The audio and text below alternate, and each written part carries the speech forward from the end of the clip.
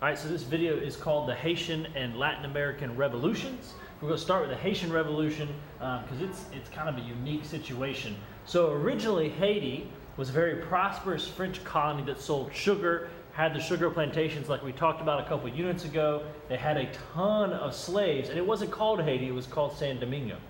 All right?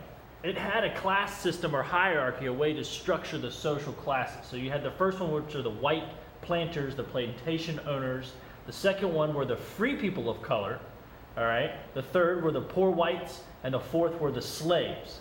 And so what the blue represents is the social class system. The red represents what they hated about being controlled by France. And all of that was kind of fueled by the French Revolution that we had just done.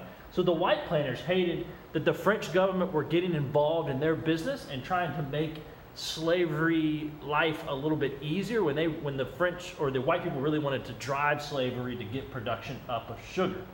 The free people of color felt discriminated against because they didn't really have enough money to own slaves. They didn't ever rise up, I guess, to the next social class. Poor whites resented the class above them, the free people of color, because they had way less money than them. And then the slaves obviously resented slavery and everything about it because it's the most inhumane institution ever. So this kind of led to a slave revolt in San Domingo. In 1789, slaves heard rumors that the French king had freed them, and they eventually got wind of the Declaration of Rights of the Man and of the Citizen. That was the French Revolution Declaration of Independence, and it gave hope to all four groups of those people we just discussed. And so in August 1791, there was a slave revolt led by Toussaint Louverture. I can never say his name, so I wrote it out. Louverture. All right. Spanish and the British offered their support to that slave revolt because remember, France was pretty much fighting everybody. And then France quickly realizes they weren't going to be able to defeat the slave revolt, the British and the Spanish, so they just freed all the slaves. And then Louverture, he was working to gain freedom for the entire country. But Napoleon eventually taken back over France, and he wanted San Domingo to be more profitable again. So he was going to start sending the French people, the French soldiers back over. So even though the French had freed all of the slaves, and Louverture was working to make them an independent colony, Napoleon gains power after the French Revolution, and he wants to take back control of the colony and get that sugar production back up. Well, the only way to get that sugar production back up in San Domingue is to send his brother-in-law over and take back control and then reintroduce slavery. Obviously, that was not going to do very well, so they had to get rid of Louverture. So the French arrested him and imprisoned him in a French prison back in France, and he actually died in prison in 1803. The slaves then revolted against the French, and they started to fight the French soldiers who were there on behalf of Napoleon. And actually, they got really lucky because yellow fever killed a lot of French soldiers. They had never been exposed to that disease before. And then Dessalines, who was a friend of Louverture, he helped fight with Louverture in a lot of battles, declared Haiti a free country on January 1st, 1804, after all the slaves had defeated the French soldiers. This was important for three reasons. One, it was the largest successful slave revolt ever, maybe one of the most successful of all time. Two, it was the second modern country in the Americas, right? And then it was the first modern country to be governed completely by people who were of African descent.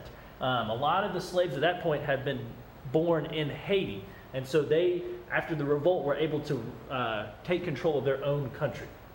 So let's take a quick look at other Latin American revolutions. Between 1750 and 1850, many of the Latin American countries that had previously been under Spain's rule or France's rule or the Portuguese rule became independent countries and gained their own freedom. Simón Bolívar played a large role in a lot of those efforts. The revolutions all across Latin America gained momentum from the words and thoughts of the Enlightenment. They had heard about all the revolutions happening all over the world, and the fact basically remains that all the major countries in Europe were starting to fight each other, especially with Napoleon in power, and so they were kind of less focused on their colonies over in Latin America. So you couple these together, you had a lot of momentum for revolution. So let's look at, for example, is Brazil. Napoleon took over Portugal. Portugal controlled Brazil. When Napoleon took over Portugal, the Portugal king and his family ran all the way over to Brazil to leave to escape Napoleon.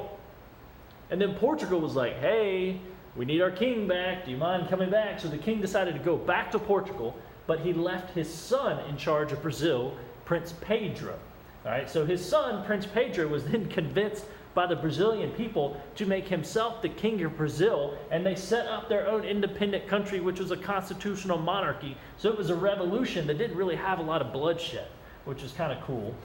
In Mexico, a couple of peasants' revolts kind of paved the way for a larger revolution that eventually gained their freedom from Spain. And then Venezuela, led by our boy Bolivar again, gained independence from Spain when he convinced Spanish supporters in Venezuela to fight against Spain, and then they eventually gained their freedom.